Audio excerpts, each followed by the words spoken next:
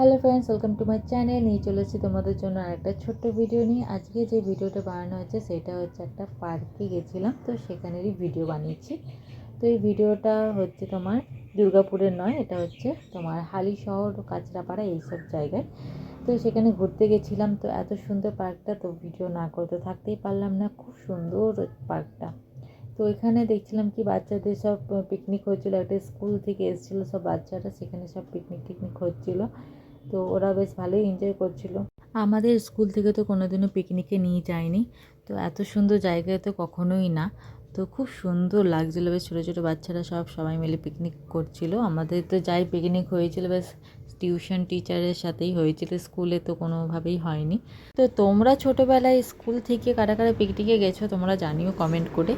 তো বেশ ভালোই লাগলো, জায়গাটা এত সুন্দর জায়গা আর এত সুন্দর পরিবেশটা খুব সুন্দর লাগলো। আর এই যে এত সুন্দর হাতটা দেখো কত সুন্দর, আর ওর উপরে একটা পাখি, বেশ ভালোই লাগছিল, একটা আলাদাই পরিবেশ।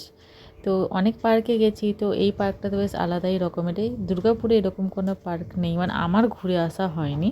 এরকম কোনো পার্ক যদি থাকে তো আমার এখনও পর্যন্ত জানা নেই তাহলে। তো এই জায়গাটা বেশ খুব সুন্দর লাগলো। তোমাদের কেমন লাগলো তোমরা জানিও।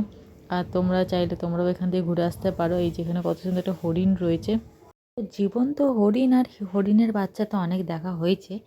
তো এইটা বেশ ভালোই লাগছে, বেশ অন্যরকম সুন্দর লাগছে। জীবন্ত নয়, তাও জীবন্তর মতো লাগছে, খুব সুন্দর লাগছে এই জায়গাটা।